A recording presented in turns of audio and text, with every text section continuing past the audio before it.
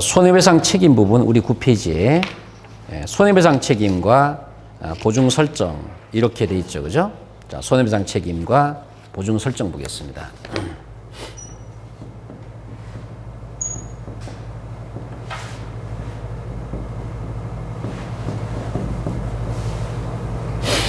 자, 그 다음에 보증 설정.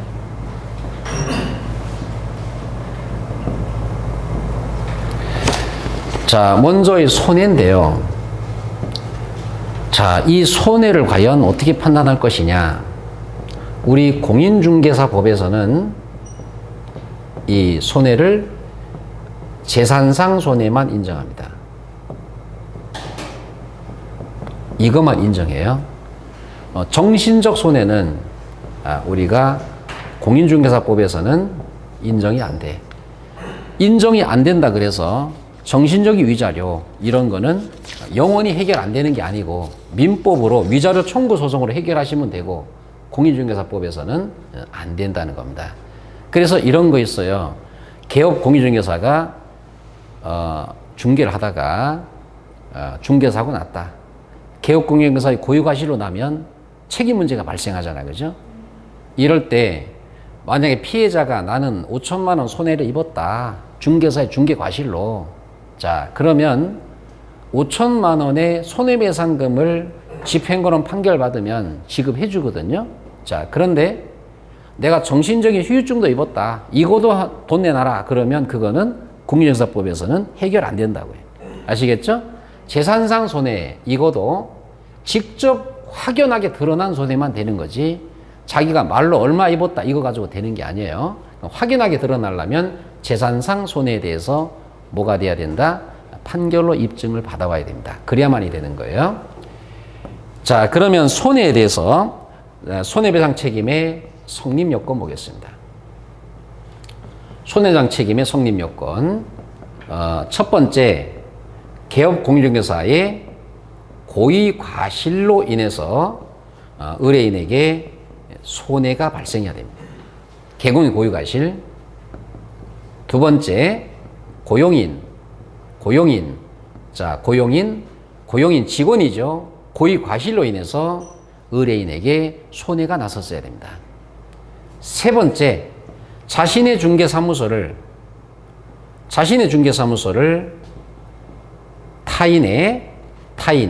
딴 사람의 중개행위 장소로 제공해서 손해가 발생했어야 됩니다. 자, 그 다음에 네 번째, 인과관계가 있었어야 됩니다. 인과관계.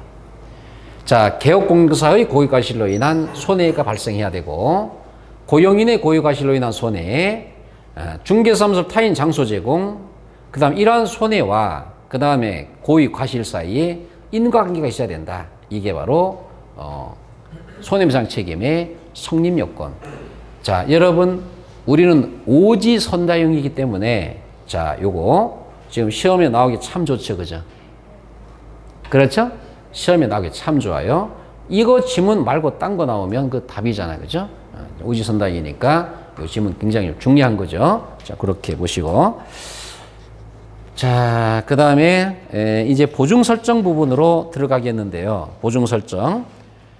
보증 설정 부분은 여러분들 중개사무소 가면은 등록증 옆에 뭐가 걸려져 있어요. 그 중에서 뭘까? 보증 설정 서류가 걸려져 있는 거예요. 업무 보증입니다.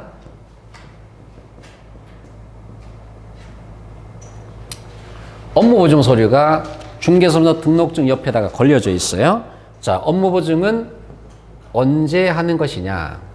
중개사무소에 개설, 등록 후 언제 한다?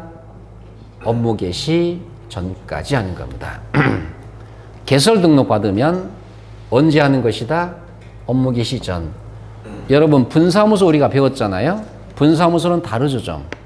분사무소는 설치 신고 시 함께 한다. 배웠죠, 그죠? 설치 신고 서류를 제출할 때 업무 보증 설정 서면 제출했잖아요. 그쵸? 자, 근데 등록 신청할 때는 언제 한다? 개설 등록 받으면 업무 개시 전에 한다. 자, 이렇게 했죠. 자, 개설식입니다. 자, 그러면 이 보증 금액입니다. 보증 금액. 자, 한 장 넘겨보면 금액이 나와요, 여러분들. 자, 한 장 넘겨보면 금액이 나옵니다. 자, 맨 위에 나오죠, 그죠? 맨 위에. 자, 금액이 공인, 법인, 그 다음에 계곡 나오죠. 공제조합이나 보증보험이나 공탁이나 이 셋 중에 하나를 들어야 되는데 옛날에는요, 이 법이 개정되기 전에는 현금도 걸어서 현금을 걸고 하는 경우도 있었고, 그 다음에 또 이 보증인을 세우는 제도도 있었는데 다 없어버리고 공제, 보증금, 공탁. 자, 이렇게. 자, 이 중에 하나를 하면 되고, 법인. 이 법인은 중개법인이 있고 협동조합 법인이 있었잖아요. 자, 이거 얼마? 2억. 자, 공인중개사 개공은 1억 이상. 중개인 할아버지들 얼마? 1억 이상. 소공은 얼마? 소공은 없는 거예요. 직원이 무슨 보증을 해? 그렇죠. 시험에서 소속공사는 1억 그러면은 아무 생각 없이 그게 그냥 옳은 질문인 줄 알고 이렇게 하는 거예요. 자, 없습니다. 자, 그 다음에 거기 보시면 지역 농협협동조합이라고 나오죠, 그죠? 농협협동조합도 중개업을 할 수가 있는데 이거는 얼마? 1,000만 원. 자, 이렇게 돼 있고, 그 다음 자산관리공사, 옛날에 성업공사잖아요.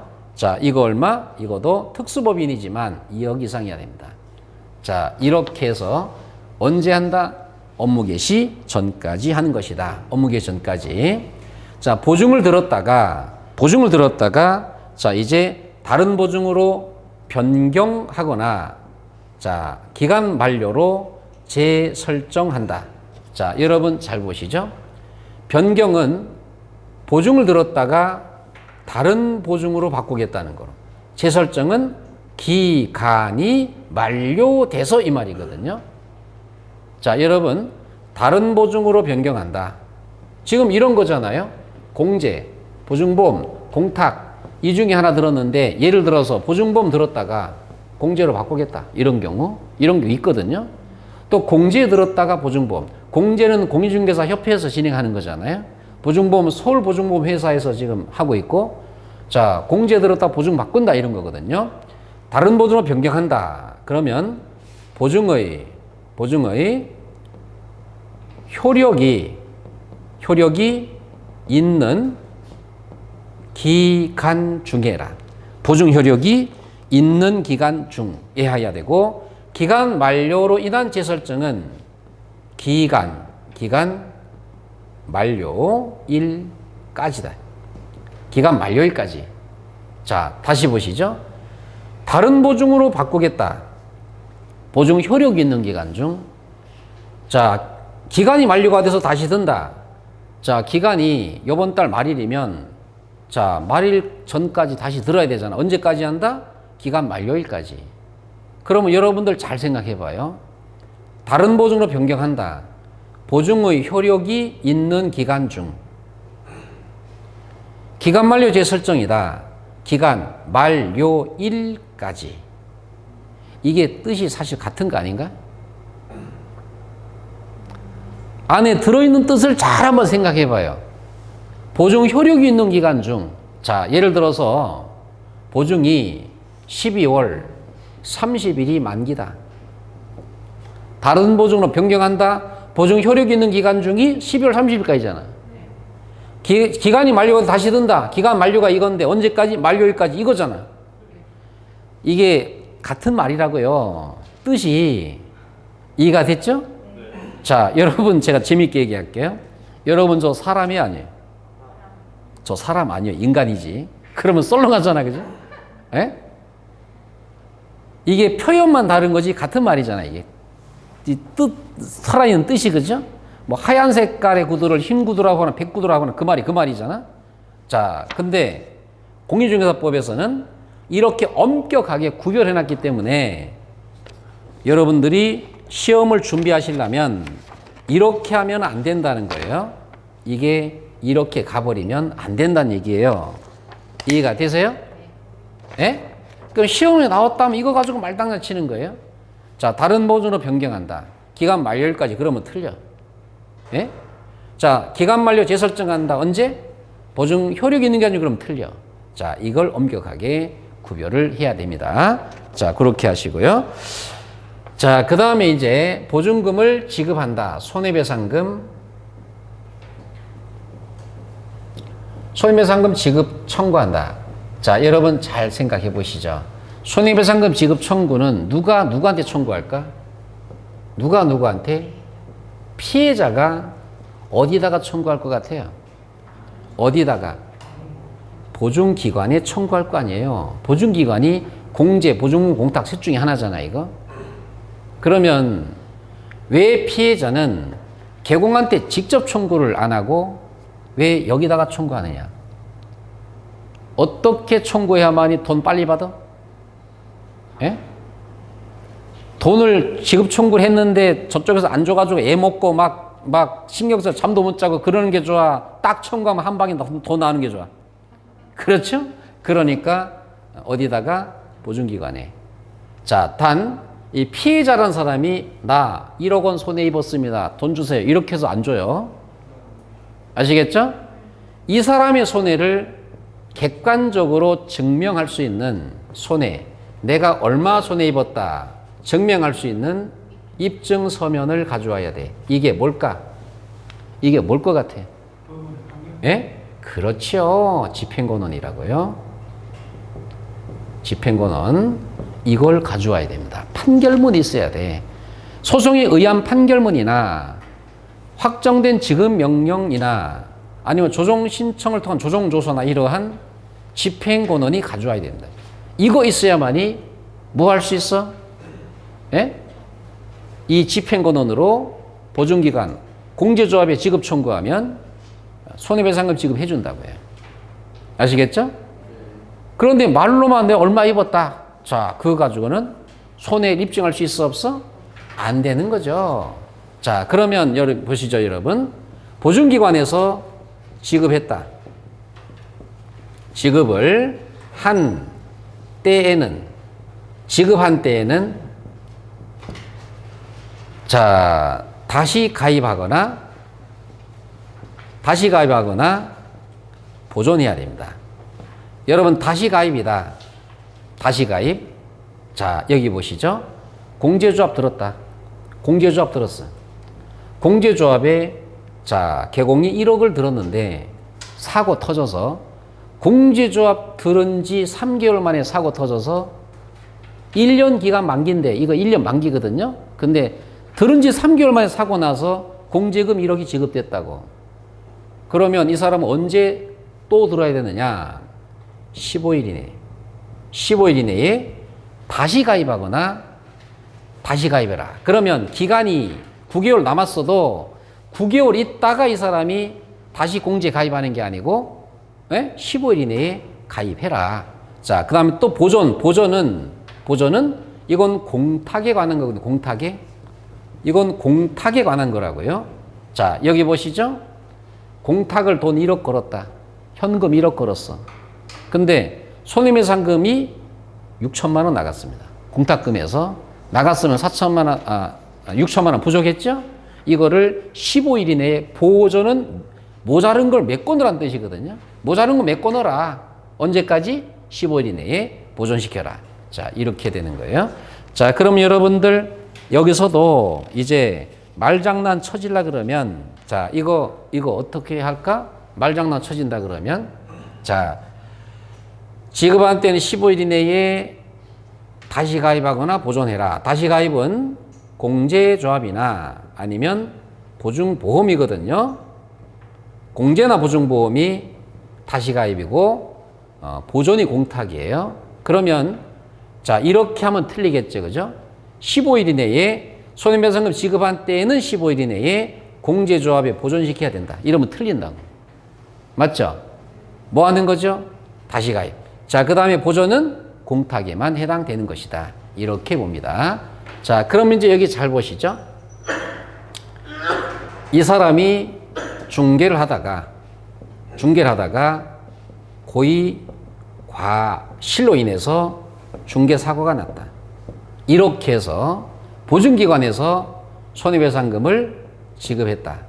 자, 만약에 1억 지급했습니다. 1억 지급했으면 자, 이 개공한테 구상권을 행사 들어올까 안 들어올까? 예? 행사 들어와요. 왜 들어오냐면 내가 동그라미 쳤잖아, 이게.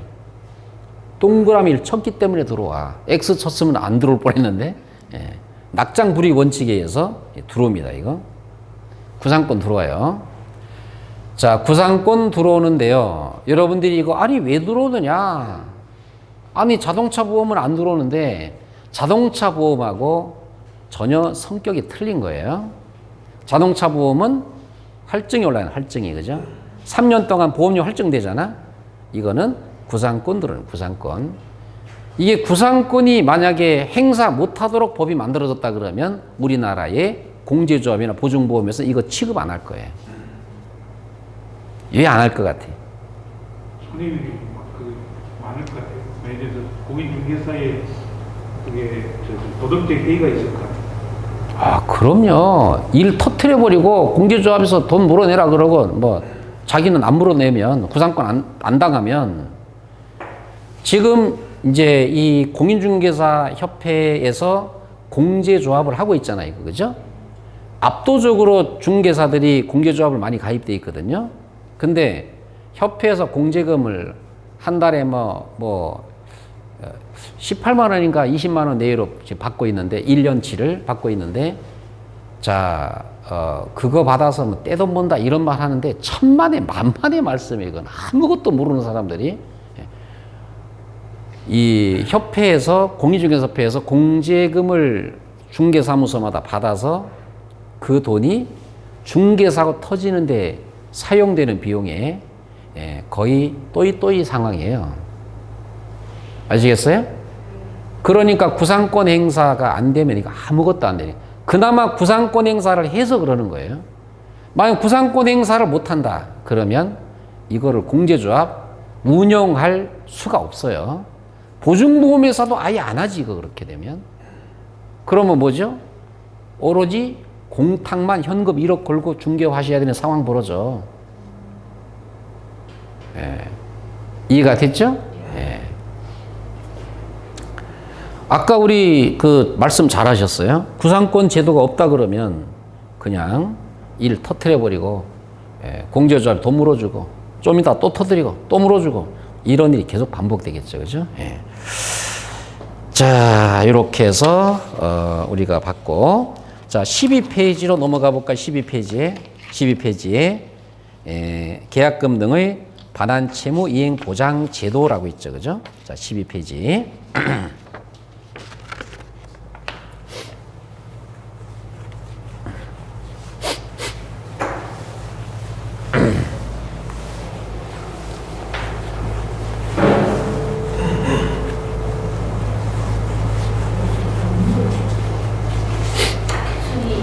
예? 어떤 거요? 기업 중개사가 의뢰인한테 돈을 손해배상 책임을 하고 이럴 때는 왜 이래 되는 건가요? 아, 자, 여기 보세요. 내가 금방 설명할게요. 무섭네요. 무조건 손해배상 이런 게 아니고요. 자, 여기 봅니다. 자, 매도인, 매수인, 임대차 계약의 임대인, 집주인, 임차인, 세입자. 이 부동산을 매매 계약이나 임대차 계약을 한다. 자, 개공이 한다 보겠습니다. 자, 이럴 때 여러분들 잘 생각해 보시죠. 이 부동산의 가치가 예를 들어서 5억짜리다. 예? 그러면 여기에 전세 계약을 3억이 하려고 그래. 전세 계약을 3억이 진행한다고요? 근데 이 집에 지금 3억에 근저당이든 압류든 가압류든 가처분이든 하자가 3억 잡혀 있어. 이런 집을 여러분들이 임차인이면 불안해서 계약 못 하겠죠. 그래야 안 그래요? 예. 근데 이런 거를 계약을 진행하는 중개사들이 있어서 중개사고 터진다고요. 자, 보세요. 이렇게 설명을 해요. 제가 말하면, 아, 그럴 수도 있다 느낌이 올 거예요. 아, 이 집이 지금 3억짜리가 집이 하자가 잡혀 있지만 이 집의 집주인이 그냥 직업이 워낙 튼튼하고 모 회사의 대표이사 사장이고 워낙 돈이 많으신 분들인데 여기에 잡혀놓은 거는 일부러 해놓은 거지 전혀 이상이 없습니다. 아, 그냥 주인 내가 잘 압니다. 믿고 하세요. 막 이렇게 해버리면 거기에 또 솔깃해서 현혹되는 사람도 있다 이 말이에요. 있겠어 없겠어요? 있겠죠. 그죠? 자, 그래서 중개했어. 중개했는데 나중에 그런 엄청 하자가 해결이 안 돼서 경매가 진행한다. 경매 진행하면 5억짜리 부동산이 경매 진행하면 4억 5천만 원 내외로 입찰 떨어질 거라 이 말이죠. 그러면 거기에 선수대로 3억 잡혀 있잖아. 이미. 그러면 4억 5천만 원 입찰돼 버리면 1억 5천밖에 안 남죠. 세입자가 그 다음 순위로 3억이 들어갔잖아. 임차인 보증금 1억 5천만 원 손해보잖아. 그런 물건을 중개한 공인중개사가 책임 문제가 발생한다 이 말이에요. 이해가 되시죠? 자, 이런 부분. 자, 또 하나 이런 부분이 있어요. 여기 보시면 여기에 매매하는데 여기에 가등기가 있습니다. 가처분이 있습니다. 이런 게 걸려 있어요 지금. 걸려 있는데요. 중개사 중에서도 이런 사람들이 실제 있더라고요. 가등기 가처분을 이걸 매수자 이쪽으로 설명하면 이 사람 겁나서 계약을 안 할 것 같아. 이거 불안한 거거든요. 굉장히 위험한 거거든요. 이 사람 계약 안 할 것 같아. 그래서 등기부에 페이지가 있잖아. 등기부 페이지. 페이지가 있잖아. 이렇게. 예를 들어서 1/10이면 이게 10페이지라는 얘기 끝에까지. 그 여러 페이지 중에서 가등기나 가처분 있는 요 페이지를 하나 살짝 빼버려. 빼버린다고. 빼고 나머지 9페이지만 보여주는 거예요. 예? 그러면 거기 가등기 가처분이 없는 거로 되잖아. 그리고 매도인하고는 확실히 약속을 해. 자, 내가 이거를 이 사람에게 하자 없다고 얘기할 테니까 계약서도 그렇게 진행할 테니까 당신이 책임지고 작년까지 말소해라. 응? 우리 늘 약속이다. 이런 식으로 진행한다고. 근데 매도자가 집 팔아먹을 욕심으로 알아서 내가 책임질게 하지, 그지? 말로? 근데 말로 해놓고 잔금 때 이 등기상에 하자 있는 가등기 가처분은 말소 못해. 이런 게 중개사고 대형사고 터지는 거예요. 이해가 됐죠? 너무나 이런 중개사고 난 거 보면 상당히 어처구니 없는 이런 일들이 많이 벌어집니다. 이해가 되시죠, 이제? 예, 그렇게 보시고요. 자. 그 다음에 또 이제 이런 게 있어요. 공인중개사의 시험을 위한 이론하고 실제 실무하고 굉장히 다른 부분이 있거든요. 자, 소액보증금의 최우선 면제권 있잖아. 예? 소액보증금의 최우선이 실제 필기시험 이론하고 실제 상황의 실무하고 굉장히 틀려요, 이게. 여러분은 실무는 몰라도 되고 이론만 하시면 돼 지금. 나중에 합격한 이후에 실무하시면 되는데 자, 제가 간단히 얘기하면 이 집이 예를 들어서 5억짜리고 여기에 하자가 5억이 잡혀있다. 집값만큼 꽉 차게 잡혀있어 하자가. 뭐 저당이든 뭐 가압류든 가처분 하자가 엄청 잡혀있습니다. 잡혀있으면 이 여기에 일단 임대차 계약을 하면 세입자 보증금 날라가겠죠? 근데 공인중개사에서 어떤 식으로 하느냐. 여기에 소액보증금, 최우선 면제권, 보증금 조금 걸고 나머지 월세 이런 식으로 이거는 당신이 이 순위 꼴찌 순위로 들어가도 경매가 되더라도 무조건 최우선 면제권 1등이다 하고 이건 뭐 주임법, 상임법에서 특별 케이스로 보장되는 거다. 그러니까 소액보증금은 자 계약을 해도 된다 하고 막 밀어붙여요 그냥. 예? 어디가 물어보니까 임차인 물어보니까 소액보증금 무조건 1등이다 또 딴 사람도 설명하거든. 그래서 계약을 해버려. 이론에서는 소액보증금은 이 하자가 아무리 많아도 무조건 보호가 된다. 이게 답이 맞아요. 여러분이 시험에 나오면 이거 그렇게 답 쓰면 돼. 실무는 안 그렇다 이거죠. 예? 실무는 집값만큼 잡힌 집에 소액보증금으로 후순위로 들어갔다. 경매되면 보증금 날라가요. 보호가 안 돼요. 이게 바로 실전인 거예요. 자, 그래서 이제 이 중개사들이 실전 경매 이런 걸 전혀 모르기 때문에 그냥 개업을 했다. 나중에 집값만큼 잡힌 집, 이런 집을 최우선 매제권 된다고 막 설명해서 계약했어. 진짜 되는 줄 알았는데 경매가 진행되면 인정 안 되거든요. 자, 그러니까 어떻게 됐죠, 이거? 이제 당신 말 믿고 계약했는데 최우선 면제권 보증금 날라갔다. 손해배상금 내놔 하고 이제 청구 들어오고 이런 문제가 발생하는 거예요. 이제 여러 가지 유형이 있는데 제가 몇 가지만 얘기한 겁니다. 이해가 되셨죠, 이제? 자, 이제 계약금 등의 반환 채무 이행 보장이다. 자, 여러분들 여기 잘 보시죠. 자, 매매 계약을 또는 임대차 계약을 진행하는데 자, 목적이 뭐냐? 목적이 거래 안전을 보장하기 위해서 계약금, 중도금, 잔금을 예치하자. 이게 바로 계약금 등의 채무 이행 보장 제도거든요. 계약금 등을 예치하자. 자, 여기 보세요. 지금 매매 계약을 진행하는데 여기에 근저당 하자가 좀 걸려 있어. 아무래도 매수자는 불안해하고 그래서 이쪽 취득자 이쪽에서 권리 취득 의뢰인 이쪽에서 요청하는 거예요. 자, 매도인 불안해서 내가 계약금, 중도금, 잔금 지급 못하겠다.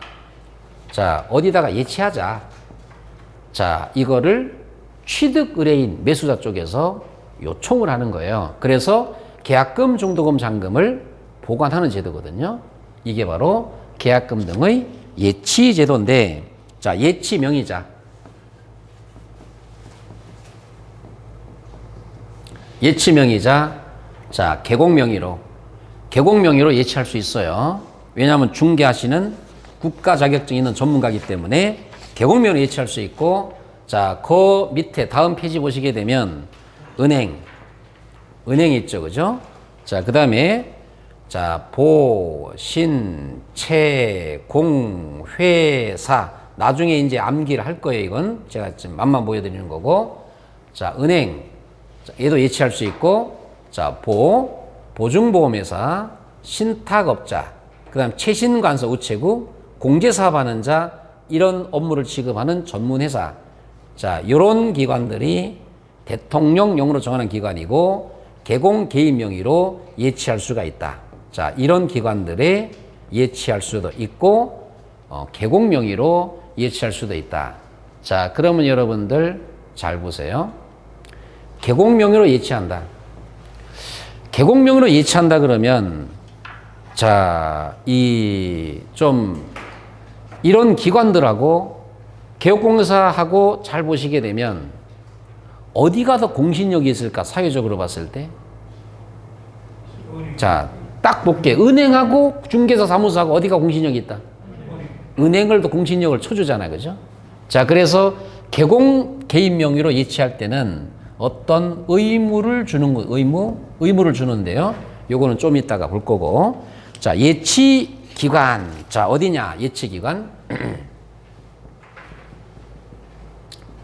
예치 기관. 예치 기관이 금, 공, 신. 자, 여기에 예치한다. 금은 뭐죠? 금융기관. 자, 공개사업하는 자, 신탁업자. 자, 여기에 예치기관 세 가지. 자, 금융기관, 공제사업자, 신탁업자, 자, 그 다음에 예치기관, 그 다음에 반환보증서. 자, 반환보증서, 금융기관, 자, 보증보험회사. 자, 그래서 시험에서는 예치명의자 하고 예치기관 하고 반환보증서. 자, 요 세 가지를 섞어 놓고 찾는 거를 물어보는 거예요.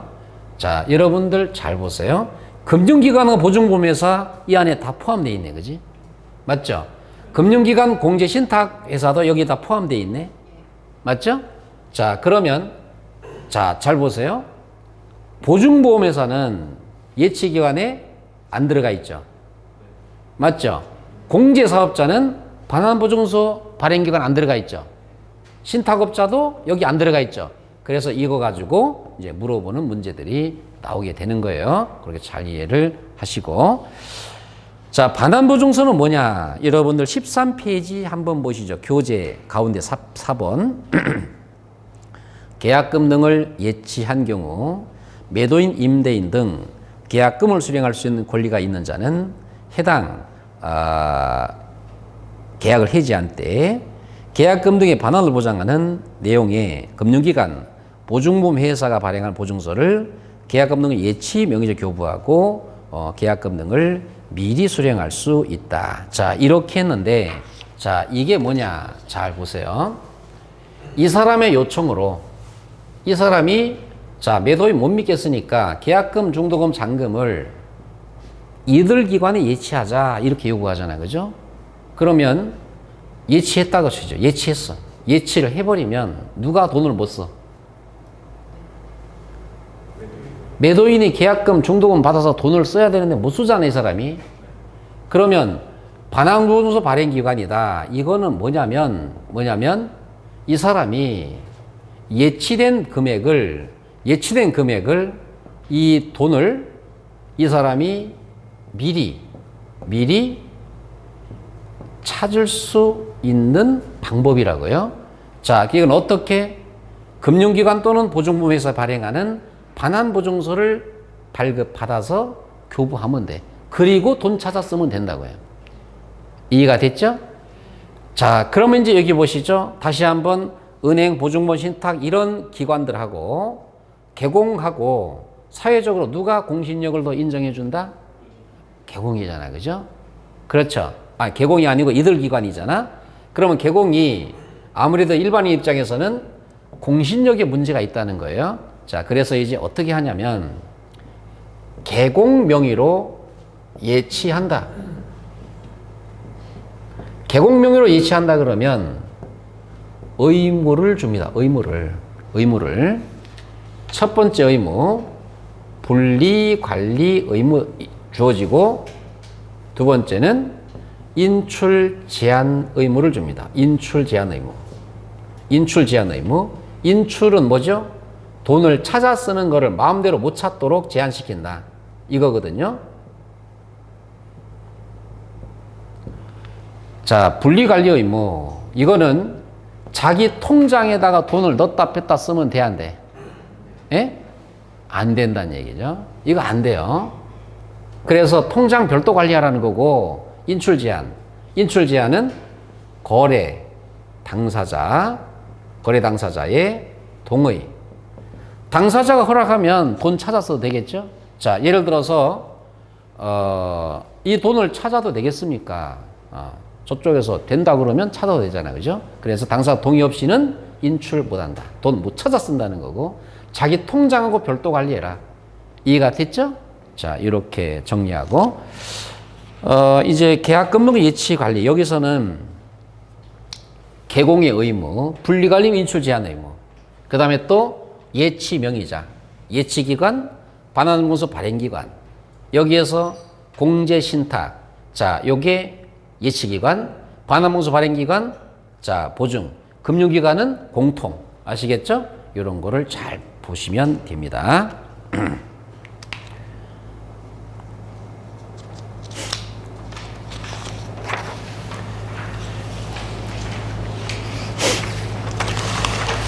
자, 이제 여러분들 14페이지 쪽으로 가보실까요? 14페이지에. 자, 14페이지 보시게 되면 개업 공인중개사 등의 금지행위 이렇게 했죠, 그죠? 그쵸? 거기 14페이지에 1번에 개업 공인중개사 등에 관한 금지행위가 있고, 자, 그 다음에 넘겨서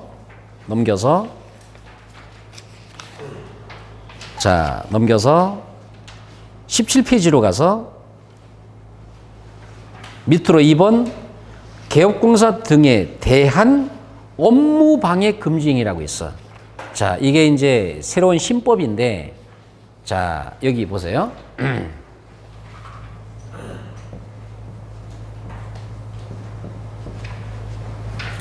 금지행위가 개공 등에 관한 금지행위가 있고, 이게 이제 개정되기 전에 이렇게만 돼 있었어요. 그런데 개공 등에 대한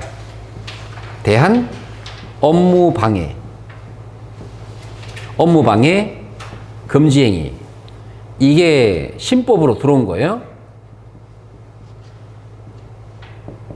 자, 이거는 누구나 다 적용되는 거고, 이거는 누구? 개공 등에 대해서다. 그러면 이전 개공, 소공, 중보 다 들어가는 거예요. 개공, 소공, 중보 여기 다 들어가고, 이거는 누구나, 일반인도 좋다, 아무나 다 해당되는 것입니다. 자, 이 금지행위는 최소한 시험에서 기본이 2문제다 보시면 돼요. 2문제. 자, 예전에는 금지행위는 무조건 단골 고객으로 한 문제야. 지금 몇 문제? 예? 2문제다. 지금은 무조건 2문제입니다. 이렇게 보시고요. 자, 이제 요 본격적으로 들어가야 되는데 조금만 쉴까요? 조금만 쉬었다가 본격적으로 들어가 보겠습니다.